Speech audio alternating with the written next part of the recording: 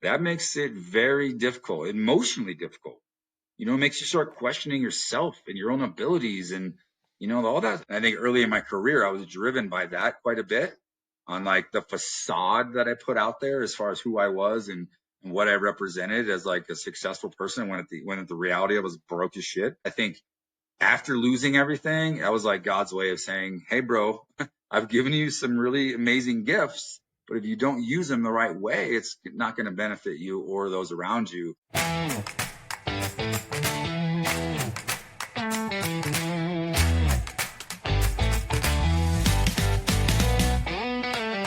Hey there, and welcome to From the Ground Up Show, the show where we encourage and inspire the next generation of free-thinking leaders by telling the stories of those that have been there, done that, and are still out making it happen, building a life with their heart, their hands, and their hustle. If you guys have been enjoying the material, please give us a 5-star review, like, share, subscribe, follow. That's the best way to get things out there. Thank you again for joining us. Today, we are super excited to have Randy Brothers joining us. Randy is the founder of Elite Roofing and Solar, which has grown into a large company serving Colorado and into Wyoming. He is also the founder of the Roofing Academy, a school and coaching program for roofing contractors. In addition to his business success, Randy has contributed to 3 different books. So, Randy, thank you for joining us. Thank you for having me, man. I'm grateful to be here, my friend. Awesome. Well, we will dive right in. The first thing we do with all our guests is ask you to tell us a little bit about where you came from. What was growing up like for you? Oh man, growing up was, I would say, quite unique. In it from a number of different perspectives.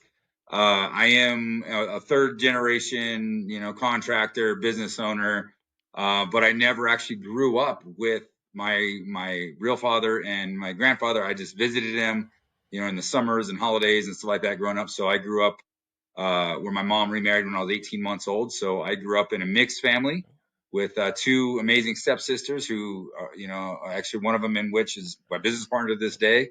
The other one is very successful in her own rights. And I have 2 other, siblings that came from my dad's side of the family. So I grew up in a weird, very mixed family and traveled and went around and moved around a lot and kind of, didn't really totally have a, I guess you would call a normal upbringing, if you will, from that perspective. But it taught me a lot of things, taught me a lot of things about being independent and, kind of probably led to my entrepreneurial endeavors. Early on, I was, taught that, we had enough to get by, which I'm grateful and blessed for. But if I wanted, the newest, latest, greatest toys or things that and the other that all the other kids were getting, I had to find ways to make money to figure out how to get those things, i.e., the new bike or the new PlayStation or whatever it was, the Jordans, which I never could get when I was a kid. I had to figure it out. So I was very entrepreneurial ever since I was real young. Okay. Are there any unique entrepreneurial endeavors that you could tell us about from your childhood? How did you go about making money for those things that you wanted? Yeah, so as little as going and buying a box of blow pops from the Sam's Club, I would buy a box of candy and I put it in my backpack and sell it on the bus. But the big one, probably my first like official business, if you want to call it that, I figured out a way to hook and connect my lawnmower to the seat of my bike, and I put the cord for the weed whacker around my shoulders, and I would grab the weed whacker and the handles all in one, and I would drive around right around the neighborhood knocking doors to mow lawns. And then once I got enough accounts, then I started hiring my friends to go do the lawn mowing while I went and sold more roofs went and sold more yards, and then played on the new PlayStation that I bought while they were doing all the work. So that was early on. I just found ways to kind of make money, knocking doors from the neighbors, and I did the same thing in the wintertime with shoveling snow. So that was probably the early endeavors. Went to college, and went and probably my second year in college that summer. A friend of mine decided that we wanted to do something in the business world, so we decided to start a window cleaning company. So once again, Okay. printed off a bunch of flyers at the where the school was. So we borrowed some paper and ink from them and printed a whole like 500 flyers and went and knocked doors and hung flyers all over the place. And lo and behold, started getting some window cleaning jobs that summer. So that was kind of some of the early, just fun entrepreneurial adventures that I had. That's great. That's interesting. Sounds like you really learned early the power of multiplying your workforce, and you got other people working with you and for you pretty early on, huh? Yeah, I think it's funny you say that, but now as a mentor and a business coach, I teach. That's one of the first things any entrepreneur I deal with that's like a solopreneur, or they're really trying to get out of their own way and really trying to make it to that next level or get whatever that next level is. I think 9 out of 10, I'm going to ask, hey, who's your integrator? Who's the person that can help you do the things that you aren't good at doing? And once we can solve that and figure that out, it's usually a pretty significant step in the right direction on unlocking and building a great business, because you can't do it without people, and you can't put yourself in a position where you can focus on your strengths and the things that you're really good and the things that the company benefits the most from your effort if you don't have other people to work alongside you and that you can delegate to that can help you do all the things. So that symbiotic relationship with the people in the right seats, as the cliche goes, is vitally important in growing and scaling a business. Yeah, absolutely. Well, you mentioned that you were in college when you started the window watching business. What did education look like for you? What level of education do you have? I got a degree. It's funny right here. It just has dust on it. I don't think I've ever actually showed it to somebody. It just sits there. But I did finish. I graduated from the University of Northern Colorado. Went to business school there. I took every business and entrepreneurship class I could, and I just wanted to learn business. I always knew I wanted to be an entrepreneur. I always had a high level of interest in the construction world. And I actually worked full time for a construction company, starting as an intern all the way up through, for 2.5 years while I was still going to college full time. So I wanted to get a lot of hands-on experience while also, quote unquote, learning business from the business school I went to. And I learned a lot. I learned a lot of, good financial strategies and, economic metrics and things like that that I use to this day. But really what I learned was social skills. I learned how to connect with others. I learned how to do group projects and work with other people. And and I've been able to take those into a career in sales, which ultimately led me into a career as an entrepreneur and a business owner and a business coach at this point. Interesting. So you think even though your diploma is sitting there with dust on it, you feel like that was a good investment and you're using it in your business today? Yeah, not in a way that someone would expect. I mean, I don't think I've ever actually put it on a resume or even it Yeah. came into play at all. It just, I just said it. But the thing is, I think that the underlying lesson here is, you know, again, I'm indifferent at this point. I don't, whether my kid goes to college or not, like, that's going to be on him. I don't know what college is going to look like when he gets there. Um, but for me, it was, I set a goal. I made a commitment that when I decided to go to school, I'd made a commitment that I'm going to go to college. I'm going to graduate. And that was the mindset I had, regardless of the long nights and early mornings and the absolute times I did not want to go, or I signed up for a class that I'm like, this is ridiculous. There's zero anything that this is going to do for my life. But again, I made that commitment and I stuck with it. And I think that alone, as the tenacity to stay committed to something and making the most of the education that I could and making most of the social education that I got from it as well was well worth it, for my personal journey. Now, do I work with and know and believe that a lot of entrepreneurs can be very successful with or without it? Absolutely, because it's the type of person in what you learn from actually doing and working and figuring out and taking risks and building businesses. But I definitely feel like I got a good, strong foundation on all those aspects by making that commitment to go to school. Yeah. I like how you put that. I think that character trait of having the tenacity to set a goal and do what it takes to meet that goal, to see it through, is probably the key factor. I did go to school myself, and uh, I thought it was a great experience. I developed and grew a lot, but I would not say that I use much from my education in my day to day business. So it's just interesting hearing different people's background. Like you said, I know a lot of very successful people that either barely or even didn't make it out of high school. And I also know a lot of successful people with some college education. So it's interesting Yep. hearing everybody's take on that. So. Yeah. That's definitely an interesting conversation. You can go up one way or another. Yeah. Yeah, there's a lot to it, and not only where successful people have come from, but what does that look like in the next generation? It seems like we're kind of at a turning point where everybody is asking that question. It's like up until the 70s, it kind of went one way or the other. People continued school or they didn't, and it seems like in the 70s they really started pushing that you got to go to school, got to go to school, got to go to school. And anybody that didn't, you were kind of going against the grain. And especially by the time I got into school, that got drilled into us. And now it seems like everybody's questioning whether that's true or not. And there's a lot of people reevaluating that. Yeah.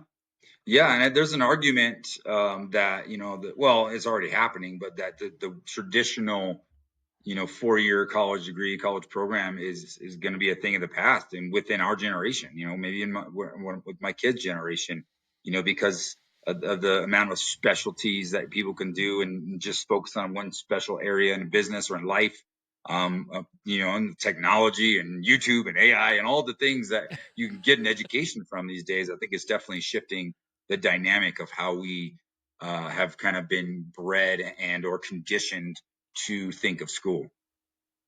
Yeah. And I think, a decade or more ago, the person with the college degree, it really exemplified that tenacity you were talking about. That was a goal they set, and it took some effort, it took some dedication to get through the program. And I feel like over the years of funneling every student into college, it watered down those programs to a degree that the certificate really doesn't mean that anymore.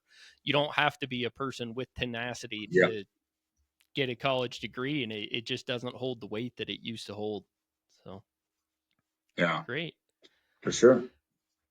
Well, you mentioned starting a window washing business when you were in college. Now you're running a roofing company. Can you connect the dots? Did you have any other jobs in between? So yeah, it's funny. I worked full time for a construction company while going to college. So that was probably my most like real work, working for somebody else experience, and I got a lot of amazing experience. Both the owners, it was a small company that built houses. They built some light commercial custom homes, track homes, and I came on originally as like an intern, and by the end of it, I was their lead superintendent, building homes from the ground up. So by the time I was 24, 25 years old, I had already had a dozen ground up bills under my belt that I had been heavily involved with. I remember going out and plotting out land, like finding the land markers and putting stakes out there and measuring everything and really staking out a property before we ever even started digging. So from the ground up all the way to certificate of occupancy, and that was my goal originally. I wanted to be a builder, I wanted to be a custom home builder and build a name for myself there. And this was right during the time that the big crash happened in 2007 and 8. So that whole dream got shut down, and I had to pivot and change drastically as to what my outcomes and what my goals were, and I had to make adjustments to the point where my that experience led right into I attempted to take a real job right after college. I had a little bit of a gap between when I was working for that company, and they basically were telling me once I graduated that they didn't have any like current projects, and they just bought some land and it's going to take a little while to develop before I'd have some projects to manage, which was my job as a superintendent. Okay. um so they basically told me like, go, see what the market's like, see if you can find something else. So I went and got a job as an outside sales rep for a lumber company, lumber yard, and that was short lived. But the key thing is I built a lot of relationships through this whole process of working for this company and building a relationship with the subcontractors.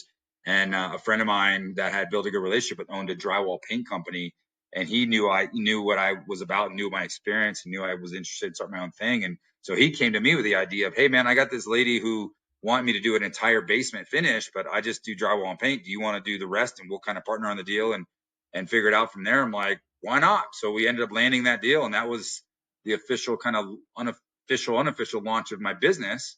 And that time I just went all in on basement finish and remodels and, decks, fences, anything I can do to make a couple dollars and keep the lights on while I was, trying to build up to where I wanted to became that home builder that I always dreamed of. But the market Okay. shifted. The market completely collapsed, and the bank stopped lending, and the people were doing basement finish completely stopped doing that. So the entire market fell out right from underneath me, and I couldn't pay attention because I was too busy doing all the things. Didn't have help. This was just me doing all the things, trying to run a business, doing it all myself, and didn't have enough time to pay attention to the market around me. And ultimately, I had that business. I lost that business, and I ultimately went bankrupt over it. So I learned an Okay. incredible amount of lessons through that whole process, and that's part of what I wrote about in the book I wrote. Um, and then from there, it was just apply all the lessons I learned and quote unquote do it the right way. And when I took a little hiatus and became an insurance adjuster for a little while, I went and worked for fire and water restoration companies for a little while. Then got a lot more experience through that, and then ultimately 3 years later, circled back and launched the roofing division, kind of rebranded the company into a roofing company in 2010. So that's been Okay. 15 years now, and we've just been trying to master roofing and be as good of a roofer as we could possibly be. And we were able to see a lot of success. I surrounded myself with some good people, got some good leadership, good partners. We started documenting everything from the beginning. Like, luckily, my mom started work for me early on, and she was the type that was like super organized and detailed. And anything she had to do more than once, or two, three times, or if it was a repetitive thing, she started writing it down and creating a standard procedures and documents. And 15 years later, we have a massive archive of that, a very well established, one of the biggest brands, most sustainable brands in in a really competitive market, which has allowed us to then take that model, take all the challenges and all the things that we learned, and then I wrote a book about it just because I felt like a calling to kind of share my journey with others and to help other young Randy brothers of the world that wanted to make things happen, that were, you know, you know, smart enough to go after it, but dumb enough to not know what they didn't know. And so now my mission in life is to just help those and help other contractors succeed and avoid a lot of the pitfalls that I went through as much as possible. So that's what kind of ultimately morphed into the coaching company that we run now today. Okay. Yeah, I've got a copy of your book sitting on my desk. I kind of hit the chapter highlights. I haven't dove in real deep yet, but it's on my reading list. It'll be coming up soon. So Love it, man. that's Thank you. something that's something I wish we would have done a lot better job of, is uh when you find yourself doing the same thing again and again and again. That's something that, instead of just doing it all the time, there needs to be a system built around it. It needs to be documented. And I think that's something I definitely missed in my business, and I think it's something that a lot of entrepreneurs miss. Is they're so busy just doing the work, they miss the Yep. opportunity to build those systems, to make forms, make templates, put it into a process instead of just taking care of it. So Yep. that's great that you're making those resources available for everybody. So. Yeah, absolutely. We just, I stumbled into it just because I happened to have people around me that felt that as important. Then I actually realized that, like, wait a minute, there's something to this. Like, let's actually be very intentional about this. But like, but there is some, like personal responsibility there as well. Like, I've become a very, very structured, systemized person in personal life, business life, everything. And everything is repeatable, everything's measurable, everything's trackable. I get it all the time. Like, how do you run an 8-figure, multi-million dollar roofing company and a highly successful, highly growing coaching company, and have time to play golf and pickleball and coach your kids and all the things? It's like, well, you got to be one. I'm like obsessive about my time. And I'm very, very intentional with every hour I'm putting in. I'm making sure that that hour can be multiplied, because I leverage that by surrounding myself with a great team of people who are executing all the things, which allows me to stay in my strength zone, stay in my, kind of my superpower of being a high level visionary, and in being able to facilitate things with a lot of people versus trying to do a whole lot of things by myself.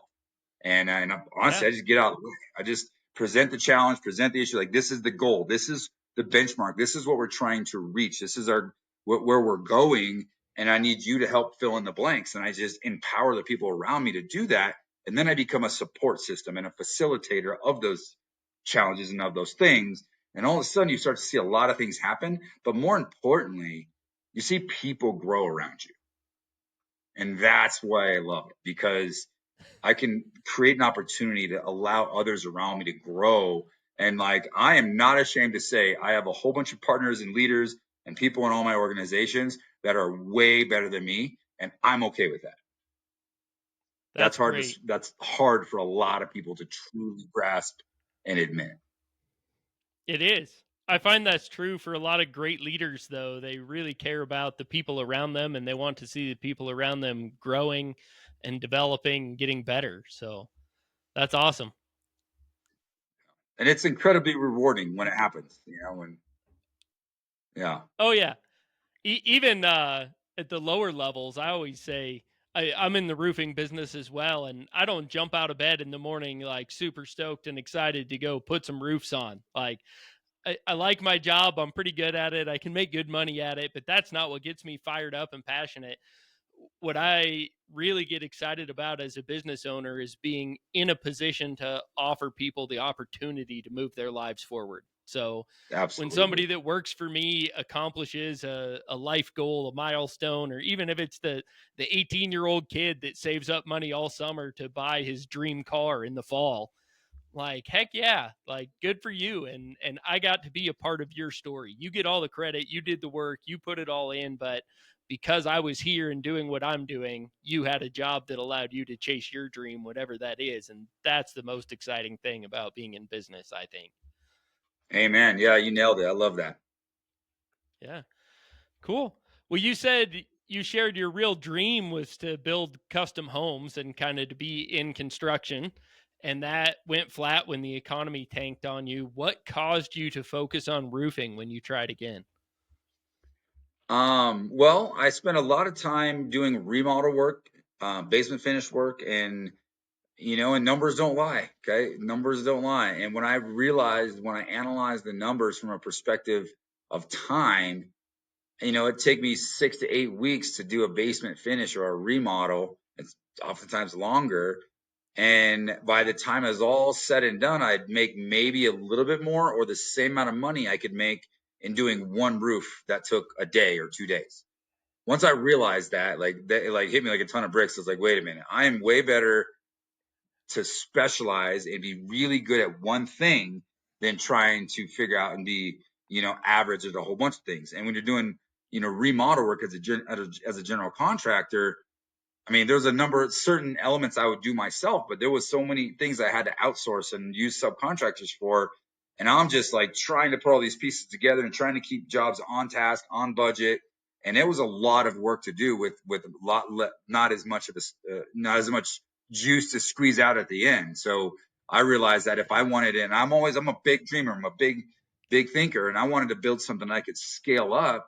I was like, I'm going to be able to do 500 roofs or 1,000 roofs a lot faster and a lot quicker, a lot more efficient than if I tried to do 500 basements or whatever. So, that it just dawned on me that, specialize, become a specialist, be really good at one thing. And then I can, rinse and repeat again, systemize it, create systems around it, and then create an environment where I can scale that up. And it worked. Yeah, that's great. You hit on something there that I think has always been unique to me, or a way that I look at things differently is when I'm bidding projects or putting together pricing, I don't just look at a markup or a profit margin, but it's dollars per day or dollars per hour, because time really is our limiting factor. So even if Absolutely. you're making a huge profit margin, but it's not a lot of dollars, I'd rather make a lower margin on a something that has a bigger number tied to it. So Yeah. Well, then you got to add in your time, energy, and effort. How much. Here's something that I think is I've been processing a lot lately. This is the time of year. It's the end of the year. This time of year, I always tend to take a seat back and do a deep dive on the year that I just got through, like good, bad, indifferent. What we win on, what we lose on, how do we improve, how do we fix, what do we got to do to get better? And I mean that's come up a lot. Is the factor of mental bandwidth. And a lot of us, I mean, I'm an entrepreneur, I'm a visionary. At one point, I probably had 7, 8 different businesses I was involved in, and it takes, it's funny because someone just the other day, I was sitting in a little workshop with a guys, consultant guy coming in, teaching, talking to a bunch of entrepreneurs. And he asked in the room, how many people are working 60 hours a week? And I can ask the audience here, like when I speak in front of roofers, I can ask that question, and everybody 60 and 70. When I get to 80, you got guys like, yeah, I'm working 80 hours. They kind of measure their own success based on how much effort they're putting out there. And he was like, well, who's working less than 40 hours or 30 or less? And I'm like, right here. But the next question, well, who's mentally working more than 60 hours a week?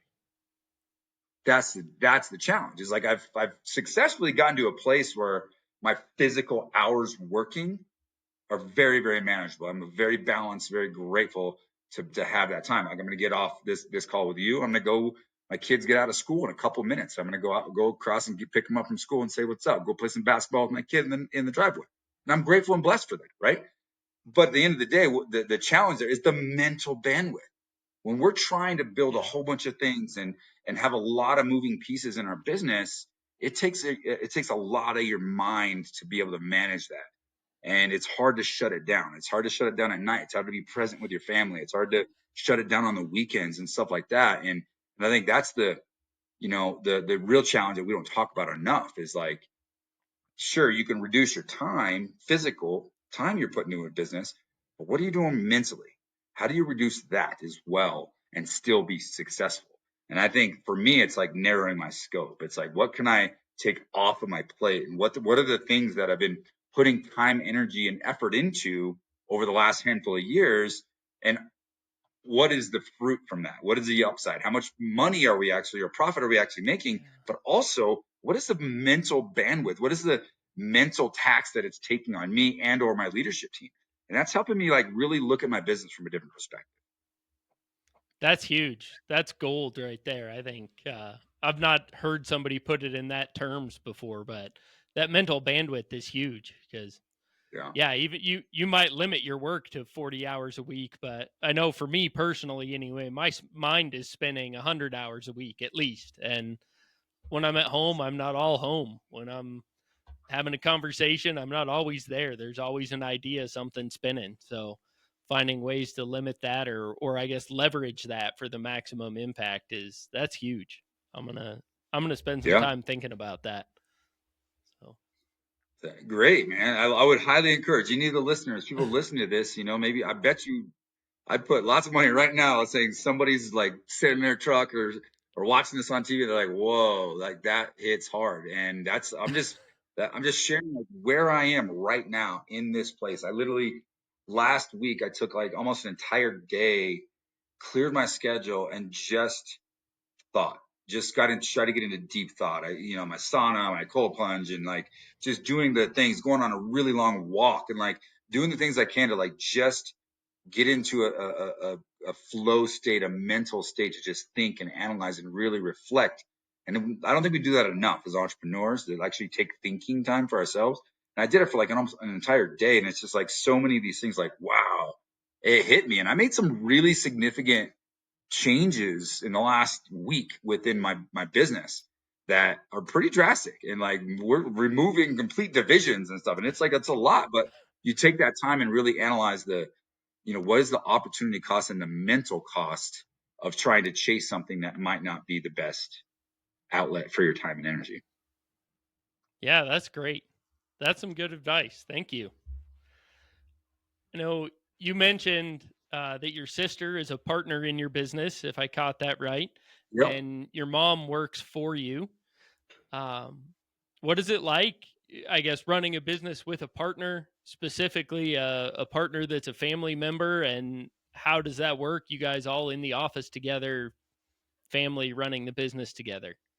Yeah, man, great question. I'll try not to be too long-winded because it's been a long journey of this dynamic of working with families. And I'm, as a coach, I've worked with hundreds of companies, and a lot of them have some sort of a family dynamic, especially in roofing, right?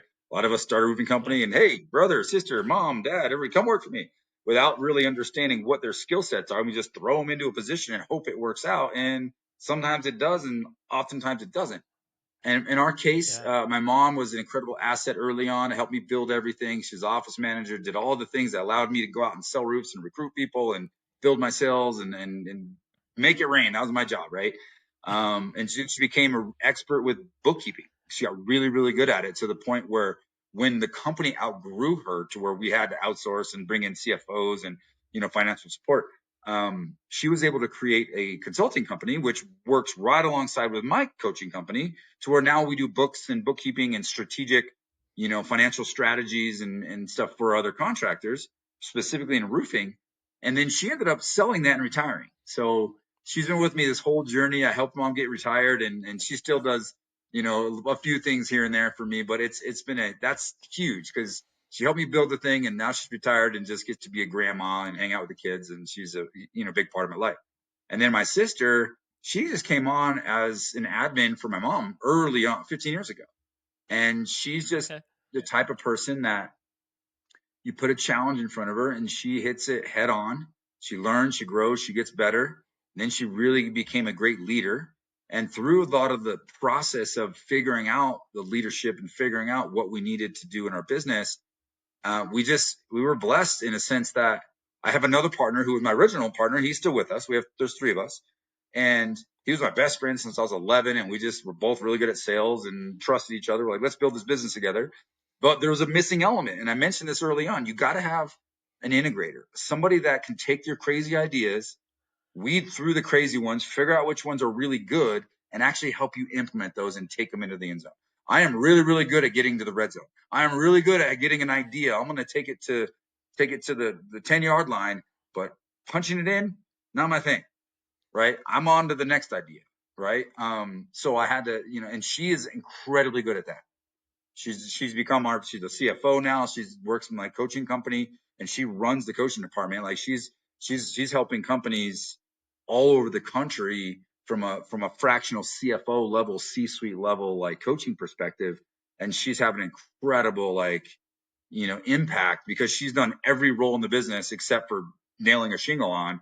But she's built out all the systems, all the processes, all the back end, from the financial side to the operations to production management, hiring and onboarding. And she's mastered all of that through trial and error over 15 years of doing it with our business. And now she's manifesting that and helping others execute that as well. But she lives in a whole other state now. Both of us work Okay. remote. We have a hybrid working environment where we have a few people in the office every day. My other partner is our general manager, and he's in the office quite a bit. Um, I'm in my home office right now, and I get to work here most of the time. I was at my office earlier for a bunch of meetings, but it's a beautiful thing when you're able to build a business that can run on its own, where you sit in a leadership position where you're making strategic moves, making strategic decisions, and you're supporting your team, but they're the ones executing on all the strategies and doing all the things in the day in and day in and day out, operations. That's great. Wow, that's impressive. So, in your guys' business, do you handle the installs in house as well, or do you use subcontractors for most of the installs? So residential, our main kind of re-roofing division, that's mostly subcontracted out. So our service department is all in house, and we have a solar department that's all in house as well. So solar is all employees, Okay. and our service department's all employees. Gotcha. So, pretty good mix, a little bit of both. Yeah, so it helps us with quality control, right? If I have to go do, quality control, or we do QC on every job after it's done, and I'll send one of my in-house service technicians to double check to make sure that the sub crew, installed the job to our specs and how we expect it to be done prior to the city inspecting it. And then with solar, we did it all in-house electricians. We have a whole DNR department, so we're doing the detach and reset for our company but we're also it's branded separately, so it's its own entity that does detach and reset for a number of other companies all over the state as well. Wow. Okay. And you've brought up your coaching company a few times. Can you tell us how that started? What gave you the idea to launch a coaching company, and what was that process like? Interesting. Well, it kind of happened on accident because one, I had I just built relationships as a networker naturally, right? I built a roofing business. I go to all the shows and all the conferences, and I connect with different vendors and different people. And it was a friend Ronnie who invited. He at the time he was working for Job Nimbus. As you see my sweater here, I'm sponsored. We're a certified coaching partner for Job Nimbus. Nowadays, took a long time to get there, but I built a relationship and they wanted me to start doing this, share my story, and invited me to come speaking to small groups, and that just was it was really inspiring. And at that time, I kind of remembered that when I first started my construction business, I distinctly remember driving all over town. This is before the Google and Amazon showing up 30 minutes after you order something, right? This was, there's no drone showing up with a book on how to build a construction company. So I remember distinctly like looking all over the place to try to get some sort of book on how to run a dang construction company, and it didn't exist. So long 10 years, fast forward 10 years, I felt in my heart I reached a certain point where people were wanting me to share my story, and there was some value there, and I really felt like a calling to give back to the industry that took me from a bankruptcy from a place I was literally homeless when I got into roofing, and and I just felt the calling, and I just so happened to have made a little bit of money to where I can invest with some people to help me, write the book and organize everything.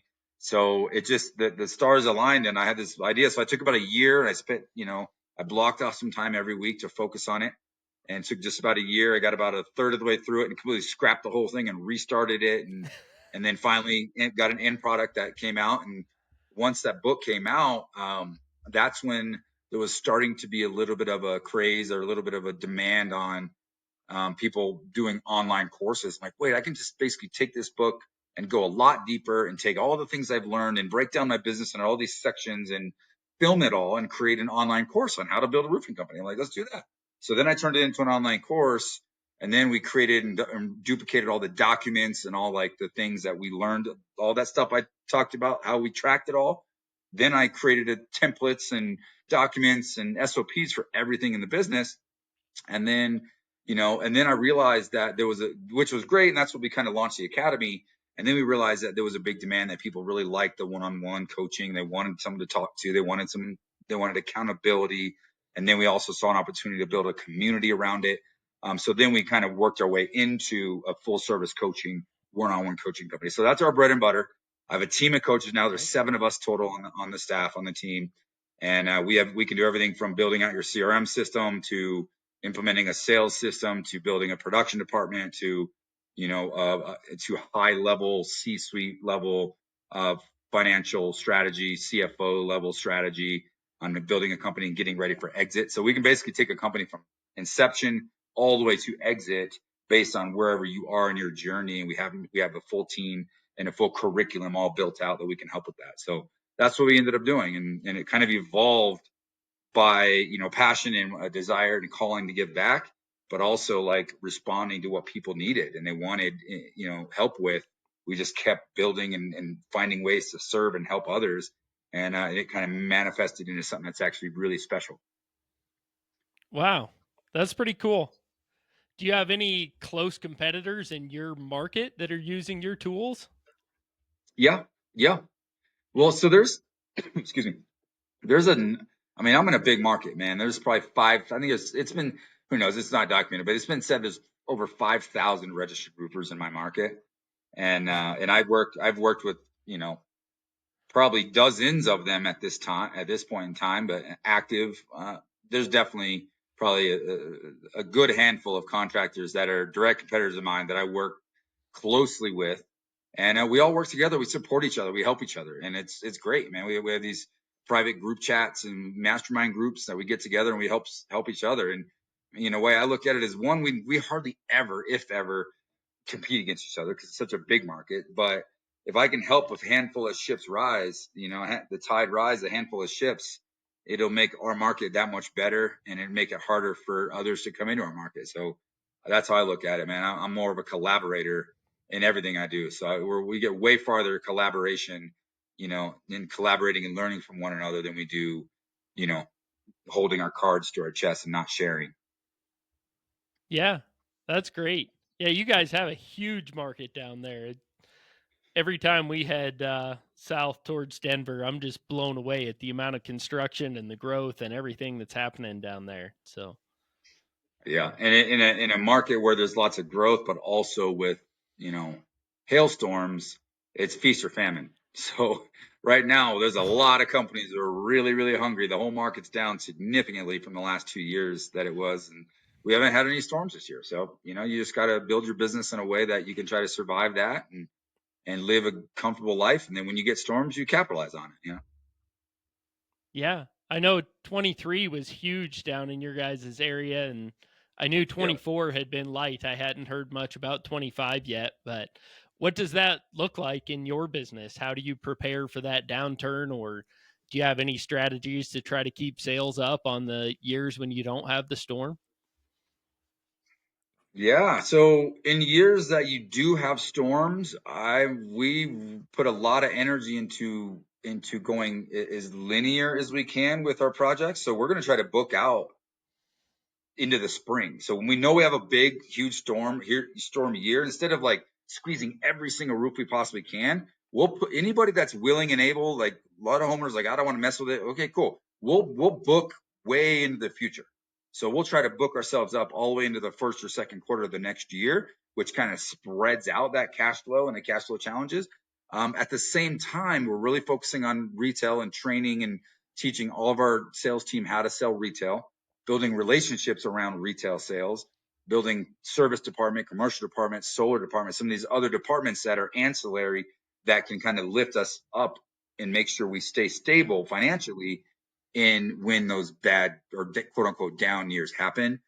So it's like, when things are really great, you prepare for the down. And when things are really down, you want to prepare for the up, right? The cycle of business. Yeah. And that's another thing you just learn as an entrepreneur after you go through a few cycles, and a cycle, as I look at it, and I've been mentored and taught this, is about 10 years. So in 10 years in business, you're going to see 2 years that are like next level amazing, right? You're just like, I'm king of the world. This is great. You're going to see 2 years that are like, holy crap, what I'm going to do with my life? It's the bottom's falling out, right? And then you're going to see 6 years that should be pretty standard, pretty decent, steady growth. And who knows where they're going to come. But in that 10-year cycle, that's what kind of generally will happen. And I've been through multiple of those cycles at this point. So when you go through that, you kind of just get the experience to be able to anticipate the ups and the downs and not get so emotionally charged with those ups and downs, right? That roofer that's 3 years in business that he catches a big storm and all of a sudden makes all this money, goes out and buys the multi-million-dollar home and all the things. They're not preparing for the down. Guilty as charged. I've No. been there, done that. Okay, I'm not judging. I've been there, but I've just learned my lesson. And in the downs, they're like, oh my God, I'm fire selling everything. My life is over. It's like you prepare for the down and the up, and you prepare for the up and the down. And then in the long run, it actually balances out, and you can build a really nice life for yourself and all those around That's great. There's some huge wisdom there. I know we've seen that for sure. And yeah, when things are booming, don't pretend like it's going to last forever. And when things are down, that's where you learn the new skills, new strategies to maximize the next boom. So you. that's Yep. great. Sharpen the saw when the blade is dull and the market's down, and prepare yourself and put money aside to get through the next down when it comes, when the business is up. Amen. That's how it's done. So, well, can you tell us a little bit about the process of building your business? What was the most difficult thing you've faced so far? The most difficult thing that I have had to face is downsizing my business. Again, we just talked about it, right? When we saw some major booms, we got Inc. 5000 3 years in a row, and we scaled our business from, I think in 4.5 years, we went from 2 million to 20 million in 4.5 years, and Wow. scaled up like crazy. Lots of opportunities. Storms were happening. We thought we had Midas's touch. We were all after it. And the mistake of the challenge was we weren't intentional about monitoring and measuring the mean and the overhead based off of what a mean average year would be. So we kept hiring and hiring and hiring people to all these positions and built out this super detailed, super sophisticated business process that can withstand all this growth. And then COVID hit. We also went 3 years with no big storms, and I had to drastically downsize my business. So having conversations where you're laying people off and letting people go because of one, economic factors that sucked, like weather factors that sucked, and also just naivety and mistakes that I made and that we made as a leadership team.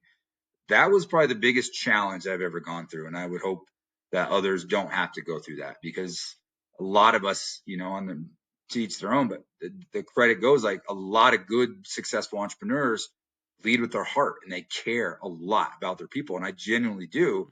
And I'm one of those. But I had to learn to separate and detach myself just enough to still make financial and fiscal, like, decisions based on the longevity and the sustainability of business, and not just what my heart wanted me to do. Right. And that's a hard pill to swallow. It's a hard challenge to overcome. So don't just throw people at problems when you're scaling your business up. Like, again, it circles back to kind of figure out what that mean is, and don't make a top heavy company if you don't have to. And now I dedicate a whole lot of my energy and my team's energy to helping companies, prevent themselves from having to getting that into that situation. However, on the flip side, to finish the story, blowing up the business, scaling it up like crazy was fun, exciting. We learned a lot, and then having to downsize and then restructure the second time around, we scaled up and scaled bigger in a shorter period of time, was much better. We did it with a lot less people, a lot better people, and a lot more intentionality and a lot more profitability. So there's that. Yeah, that's great. All those financial metrics matter. It's more than just the top line. You can't just throw people at it and keep making sales. You have to Nope. keep track of the overhead, and man, the net is what matters, not the gross. So Yeah. Yep, exactly. And that comes up, it's starting to come up more and more, which is good. But I think, in the world we live in of, I obviously roofing, but entrepreneurship, we go to these events and everybody like opens and closes. The only discussion is how much revenue did you do? How much are you going to do? And yeah, and we just measure, our peacock feathers are out, all talking about how much revenue we're doing. Like, who cares? Revenue is vanity, man. Like, that doesn't mean anything. Just because you can put $20 million on the top line of a balance sheet or of a P&L, what does the bottom line say? That's what's more important. Like, I envy those that can do like a few $1 million and put $1 million to the bottom line, way more than those who can put up 8 figures and make no money. Right? It's not about that. Like, and I think oh that's the man, experience, that's the shift that we're starting to see in this industry. And you can tell someone who's been around the block a little bit and knows their numbers and knows their business from an intimate level. We're not talking about how much revenue did you do last year. It's like, no, how much time did you take off? Did you get any vacations? What investments did you make? What kind of net profit did you have? Like, those are the conversations I want to have, not how much revenue yeah, did you do? Cool. I bought a new boat. Congratulations. I use it twice a year.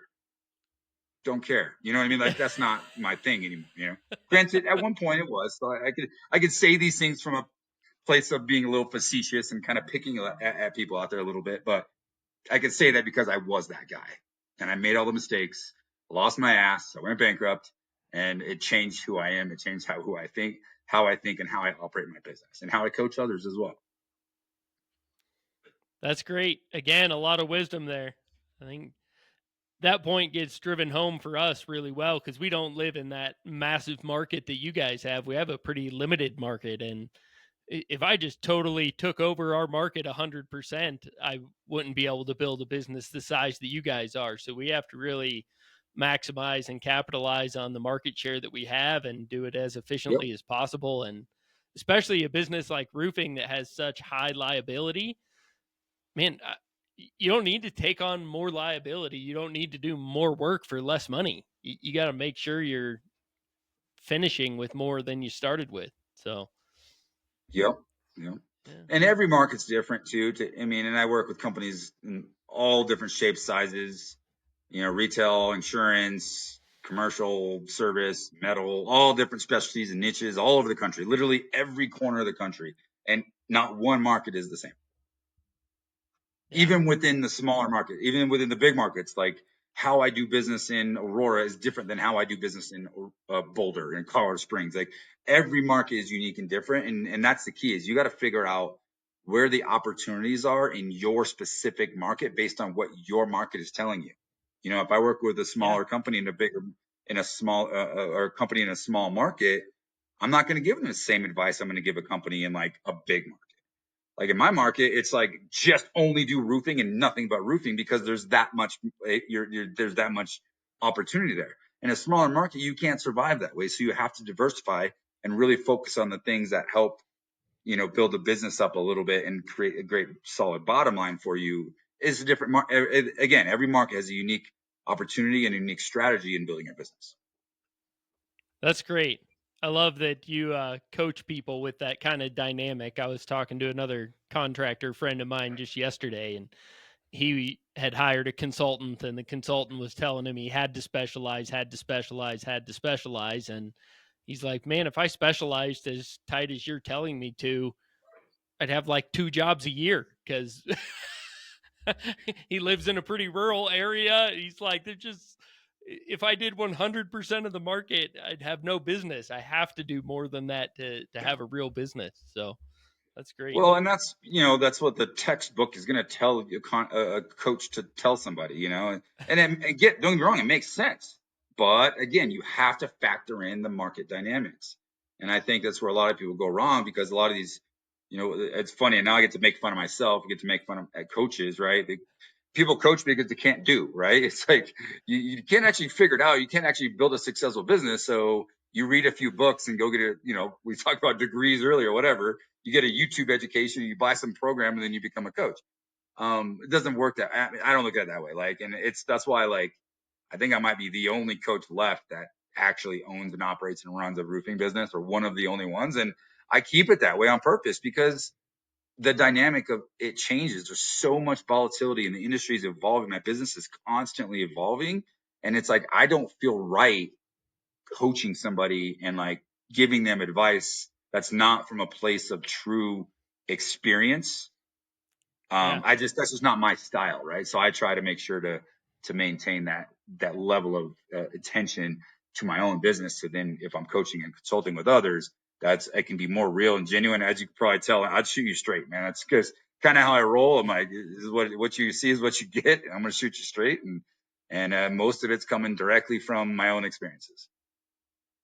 That's awesome. I really appreciate that because, like you said, we live in a world and a time, it seems like, especially the last few years, man, everybody has stood up an online coaching program or consulting or is putting out how to videos on social media or whatever. And who are these people giving you advice? Have they ever built a business? Have they ever put on a roof? Have they ever had to have those hard conversations where you have to let somebody go? And if the answer is no, the guy that's just out getting it done, working hard at it, he's probably better off without the coach. But if he can get a coach like you that has been there and done that and built something durable and learned some of those lessons and is actually in the market, that's a really valuable thing. So, Yeah. Thank you. Appreciate that, man. yeah. Um, when were you most afraid as a leader? Was there a time that really had you scared? Probably similar time. I mean, having to look at your business like when you feel like you've reached the pinnacle and the top of the mountain, and and you start to really see the writing on the wall of like, holy crap, like I got to make some drastic changes in order to survive. There's definitely a lot of Yeah. fear that comes along with that.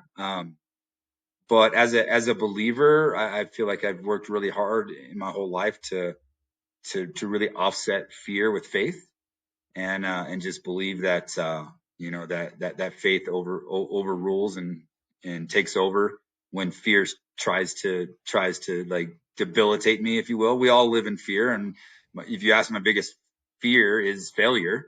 But to overcome that and all other fear, especially in business, I truly believe that it's faith. Okay. Yeah, I think that's probably true for most entrepreneurs is their biggest fear is failing because Yeah. you don't do this without having some of that tenacity and the refusal to give up. And if there's not a little bit of fear in there, it's too easy to give up. Yeah. Well, yeah, and then you learn at some point.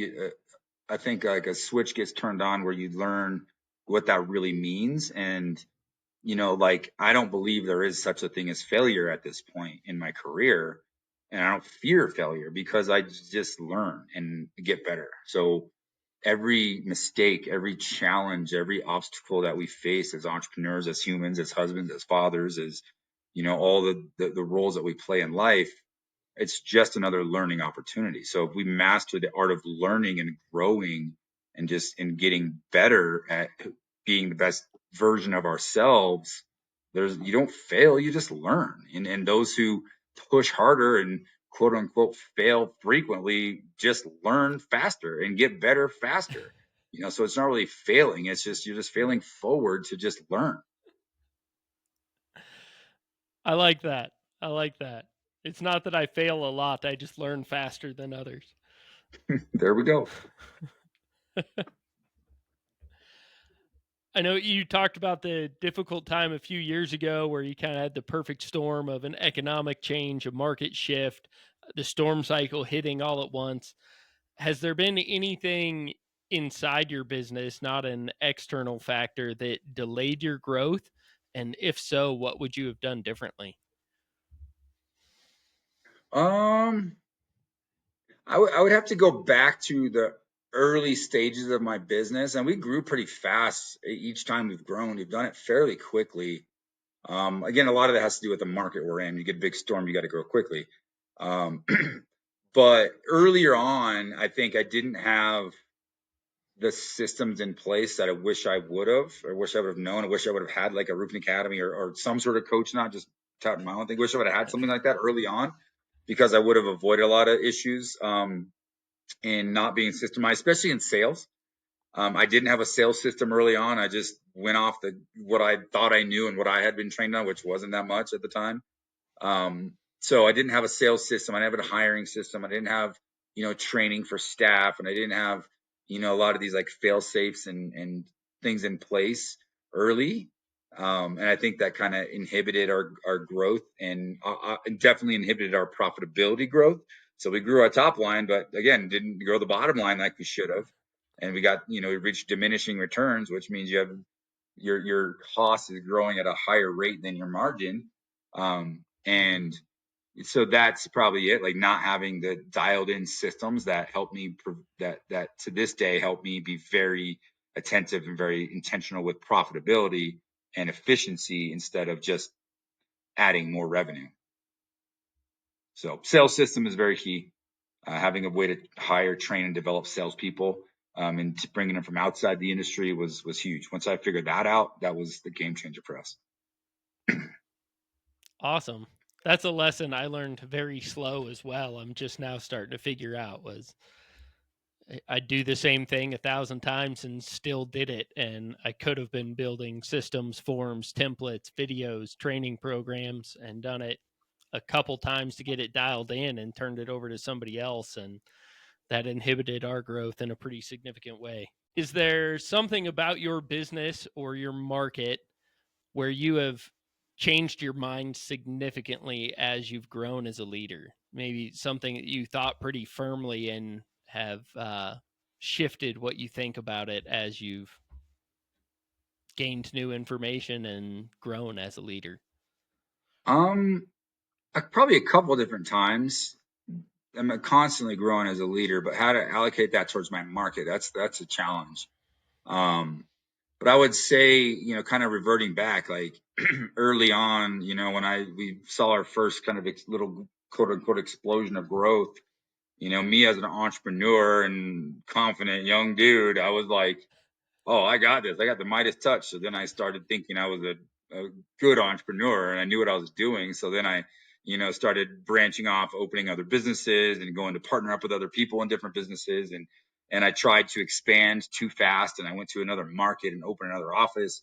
And pretty much every one of those things were just taking me away from focusing on the core thing that got me to where I was. And I diluted myself and ended up learning a lot and taking some big hits there. So I learned that, less is more and bigger is not better, better is better.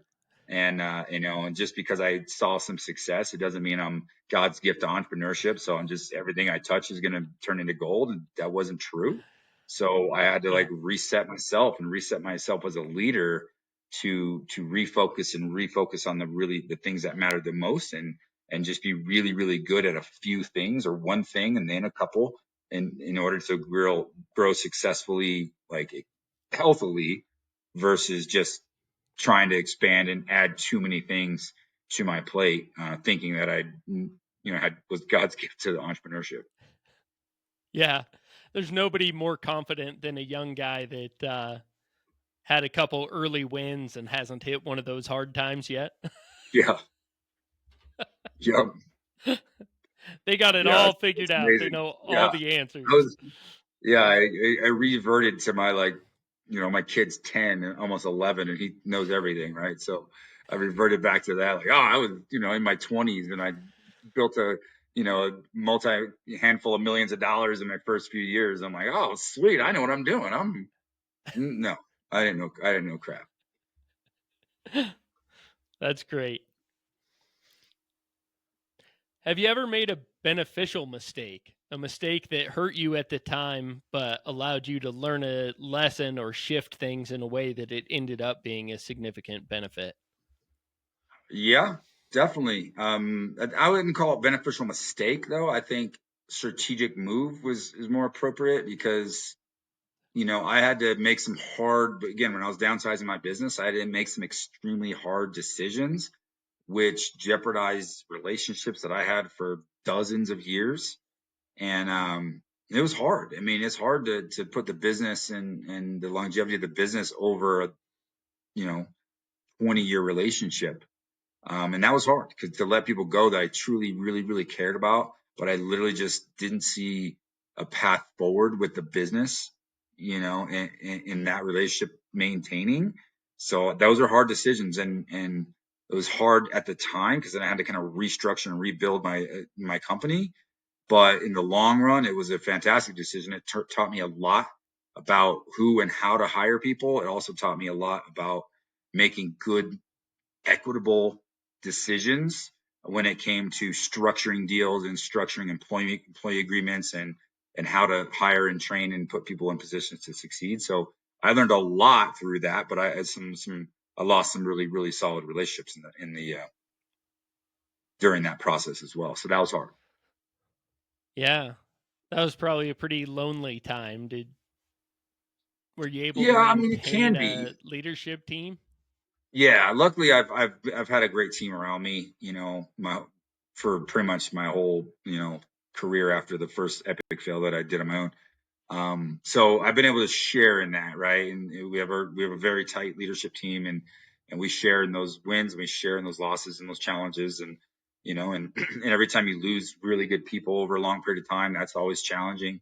But you learn, right? Every time I've gone through those things, I've just learned. Again, like I said, I keep circling back like a broken record, but I learned a lot of lessons. And if you're not always self-diagnosing and like looking in the mirror first and foremost, you may not learn a lesson quick enough or in time to see the next opportunity when it presents itself.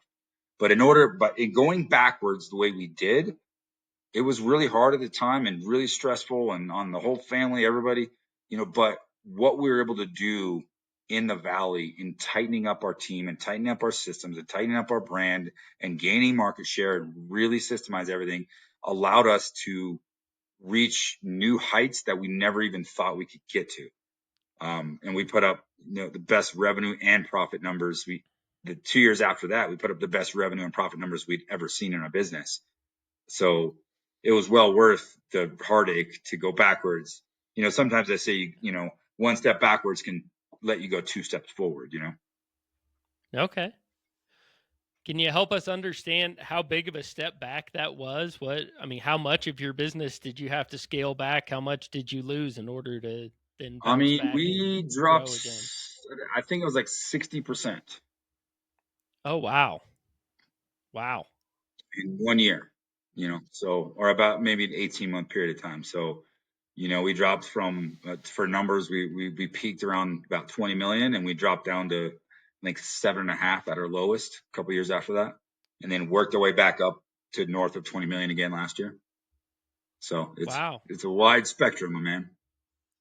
Yeah, that's a big hit. That I can understand why you talk about it so much. I'm sure that was a process. Yeah, it's definitely challenging and it's frustrating as an entrepreneur, especially, when you have seen success and you feel like you have a great team. And then you're in an environment where the market, as an entrepreneur, I want to control things. I want to be able to control my own destiny, my own outcome. That's why I bet on myself when I started my business, but when the market completely shifts and you have zero control over the demand that's out there for your services, that makes it very difficult, emotionally difficult. It makes you start questioning yourself and your own abilities and all that. I've been through it a number of times now and it's quite difficult, but again, it's an opportunity to sharpen up. It's an opportunity to get better. It's an opportunity to evaluate and become a better leader, more humble and more faithful as well. Like, so it teaches me, the valleys teach me way more than the peaks. Amen. Amen. I love that you can articulate that so well and um, I guess have resisted the urge to be bitter about it. You seem to have accepted that and really moved through it and are excited about the ways that it's allowed you to grow. Yeah. Thank you, man. Yeah. I've been to enough valleys to the point where I was homeless. So it's like, you don't get much lower than that. So, um, everything in life is a blessing at this point, my friend. Awesome. Well, if you had the chance to start all over and build a roofing company from scratch again, would you? Yes, absolutely. Roofing saved my life. I mean, I owe my whole life, my family, my career, my family, like it created opportunities for my immediate family and my external family. So absolutely. I'm very blessed and grateful that roofing found me when it did. And that's why I dedicate a lot of time giving back to this industry because it's been such an incredible journey. I've been so blessed to be a part of it. And I want to share that with as many good people as I can. That's great. Yeah, I know roofers kind of have a reputation almost like used car salesmen. Nobody expects the roofer to be a high quality person, or they kind of keep them at arm's length, thinking that there's some shady people out there. And there definitely are. There's some contractors that we have rightfully earned that reputation, but the more time I spend in the industry, man, there's some phenomenal people that are doing it right, loving people, loving their communities, and serving their communities well. Also, so Absolutely. Well, and there's a lot of really good people that have all the best intentions that just don't have the education necessary to reach their full potential. So if I can help that person, I'm all in. that's great. What has been your biggest win as a leader? What moment are you most proud of?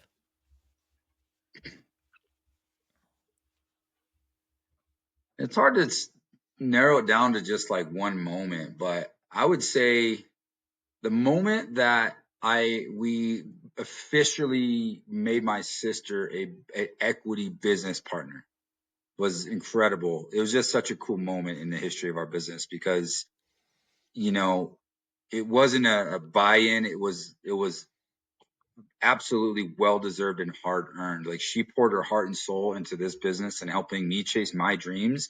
And we couldn't have got there without her. And when we went through a little bit of a challenging time through all the down that I talked about a few times, it really showed us who we were as leaders and as siblings and as colleagues.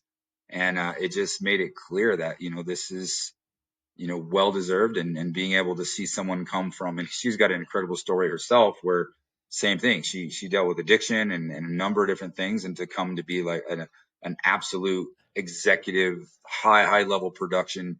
I mean, she's one of the most sought after coaches in the industry right now. And to see where she came from, to be able to just create an opportunity that allowed her to see her for full potential. And same thing with my business partner. I mean, creating this business and seeing both my partners grow as leaders, and as my family. Like, it's been so cool to just see how we've all evolved as executive leaders of a pretty large, pretty successful business. That's great. Sounds like we need to get your sister on the show sometime too. That sounds like a great story. She has an incredible story herself as well. Yeah, she's very articulate. She Great. teaches. She speaks all the time at different events and webinars and stuff like that. Cool.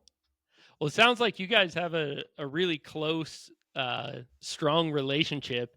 Has it been that way your whole lives, or is that something that's been rekindled in recent years? Oh man, good question. No, growing up, we weren't super close. I mean, I was the older brother. I was 5 years older than her. So I never got to really go to school with her or anything. So she was always, a lot younger and younger than I was. So, by the time I went off to college, she wasn't even wasn't even a freshman in high school yet. So, or she was just going into high school. So we were connected, but we weren't like super close. So it wasn't until after I started the business and she came back to work for us. She literally got out of, let's share her story, but she got out of, some really difficult, personal situations, and came to work for us. And that was the first time I had really interacted with her. And now, I mean, she's my sister and one of my best friends in the world. I talk to her every day. So again, when I say I owe my life to roofing, there's another reason, because roofing brought my family together, brought me and my sister together, my mom, my best friend. Like this industry created so many cool things that I just, I can't give back enough. That's really cool. Awesome. I can tell you spend a lot of time trying to grow as a leader, giving back to the industry. Are there any resources that you would recommend that have been really influential in your leadership growth? Oh man, so many of them. If you're gonna podcasts, or podcasts are great. Like Craig Rochelle, Pastor Craig Rochelle is great. He's written a It's a couple good one. books and has a great podcast. I think anything by Dr. Benjamin Hardy, those are probably the first books I would recommend to people. He's got a new one out called The Science of Scaling, but he did 10x is easier than 2x, who, not how. And what's the other one? I have it right here.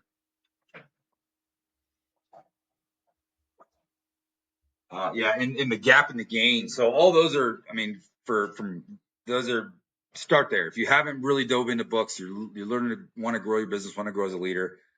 Anything that Dr. Benjamin Hardy has written, I would start there. Okay.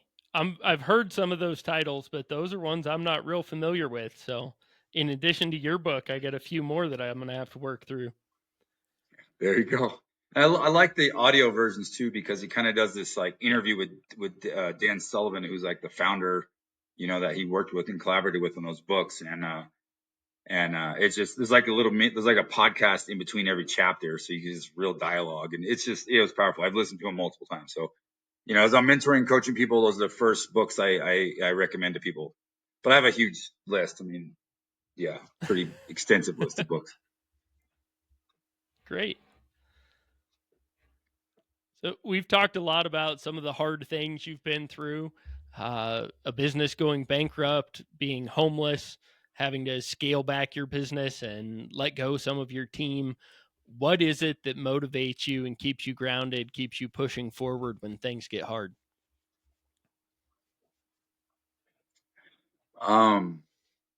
Gratitude.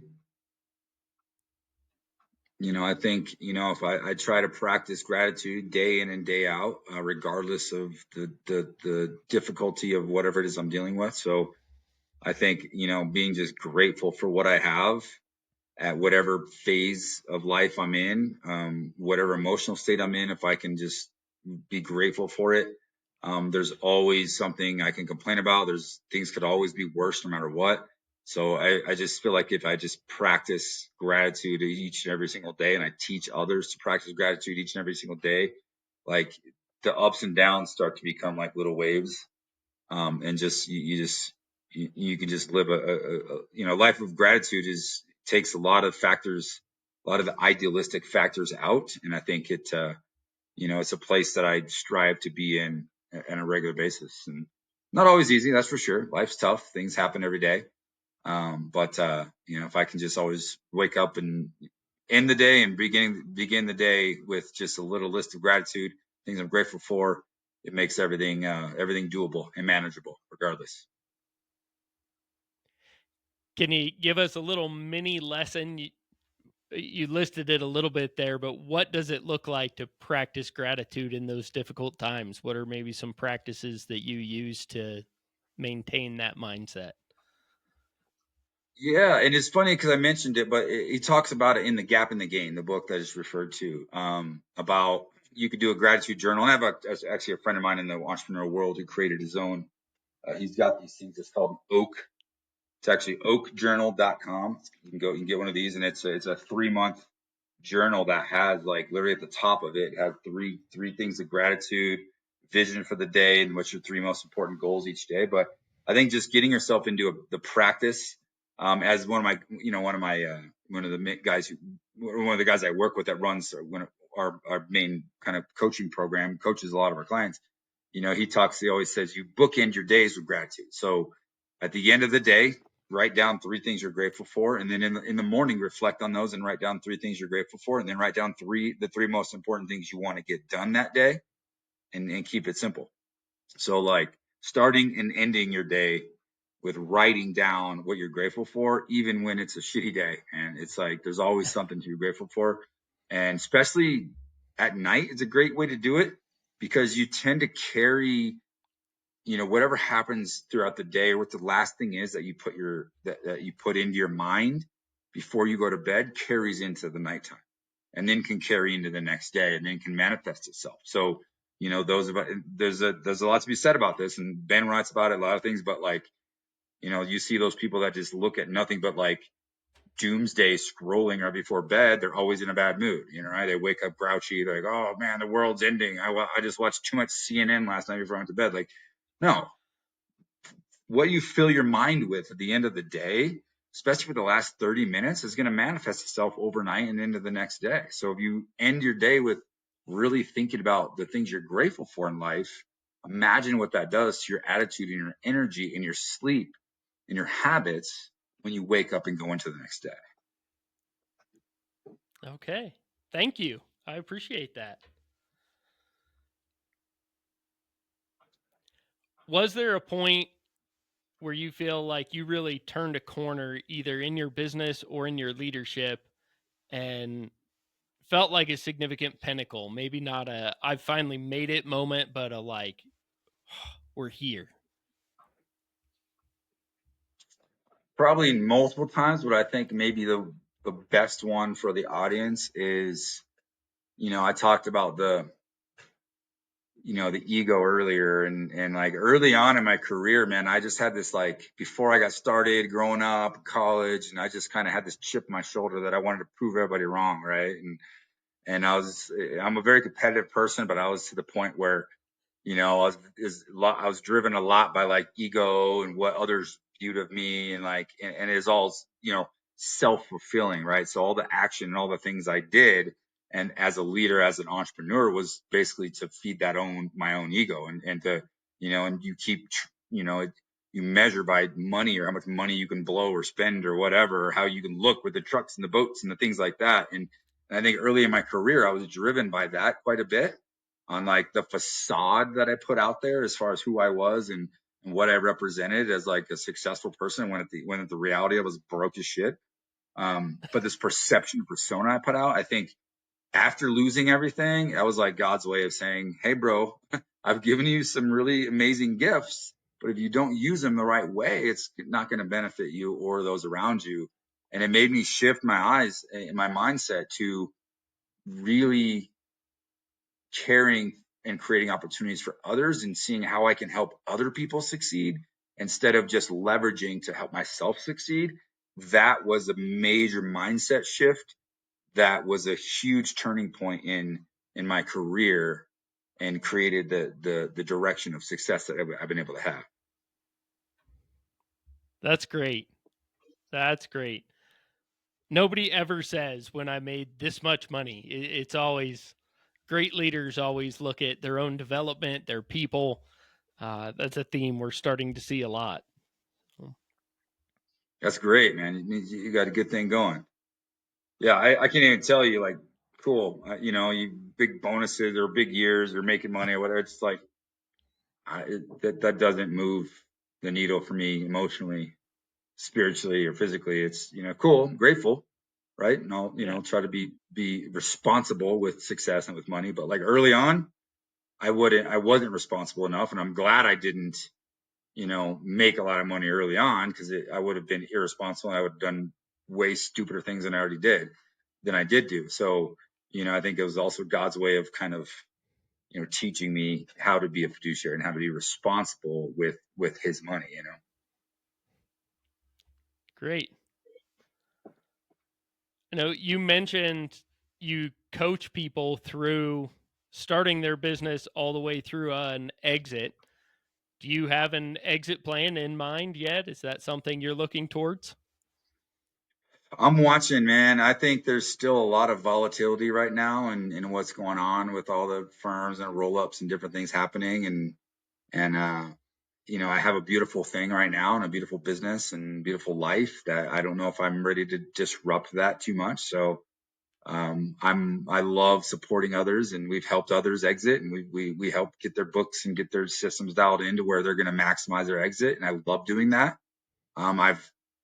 I literally can't even open my email anymore. The amount of people reaching out that want to have that conversation with me, but I'm not there. Yep. I'm not there, man. Okay. All right. So what is next? You're running your business. It seems to be going smoothly. You've got some limits around your time. You got the roofing academy up and running. What's the next big thing on your radar? I don't know if there's a next big thing. I think it's more of the same and doing better with what we have. I think there's still incredible opportunity to grow our roofing business and really sharpen up our retail side of things. There's definitely a lot of opportunity to really grow our service department. So that's where we're focusing on our efforts. But the main thing right now and the next big thing, so to speak, is we just reached a pretty significant milestone with, you know, with the academy, and we're able to serve at such a high level now that I think there's an incredible amount of growth and scaling opportunity with that. You know, we've systemized everything, and now we have like a full curriculum and the step-by-step proven model. I mean, I literally was almost in tears last week because we got a review, you know, from a client we've been working with for a few years, and it was like, you can go check my Facebook right now and see. I was like, whoa, it's just when you get something that the words that people say about like how much of an impact we had on their business. It's just it's amazing, and that's we want more of that. So really trying to push and grow the coaching company. Okay. Cool. I'm going to have to look into that a little more. I had not heard of it's Roofing Academy, right? Yep, The Roofing Academy. Yep, theroofingacademy.com. You can go to YouTube. We have a YouTube channel with hundreds of videos, and I've done my podcast, the Start Build Grow Show, for 6 years. We have 300 and some episodes or something like that, different interviews, different contractors, all different shapes and sizes, very similar to what we're doing here. I try to share the entrepreneurial journey in the construction and roofing space, and to just share through good stories of good people. And I love what you're doing. So that's why I was like, when you mentioned, I was like, yeah, let's do it. Because it's kind of cool to be on the other Awesome. side. Usually I'm the one doing the Yeah. interviewing. So yeah, in doing Great. all that, like, you can find us on YouTube. You can find us on all Libsyn and all the podcast channels, and then also at the academy itself. I take discovery calls. I have a team, but you can book a call directly with me, and I'd love to just chat and learn about business and learn about your business and your goals and your vision and what you're trying to accomplish. And if it makes sense to have a team and join our community, then by all means. So that's kind of how we do it. Great. Well, we'll make sure we link to all those resources in the show notes so they can find you. Awesome. Oh, Thank you. okay. This is my favorite question. You alluded to it a couple times, mentioned you're a person of faith. How has that shaped your leadership journey, and how has that affected the way you run your business?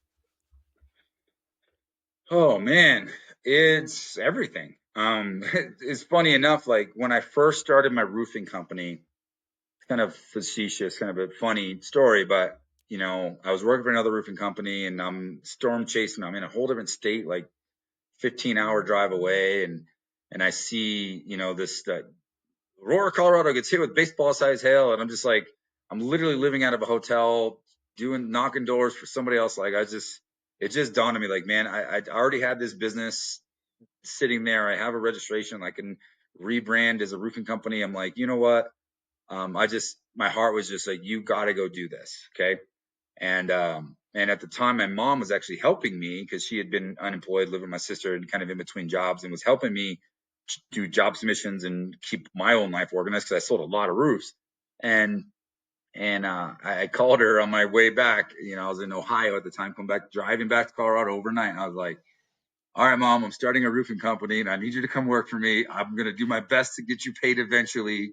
Are you willing to come help me with this thing? And she said that I will do it as long as you put your faith first, right? She raised us, and, she's very, faithful, and went to church, and, she's been the spiritual rock for our whole family for my whole life. And during college, and I was plenty of times where even at that time, I was just still just like kind of ego driven, like I'm just gonna do them. So of course, my answer was like, absolutely, yeah, sure, whatever you want, mom.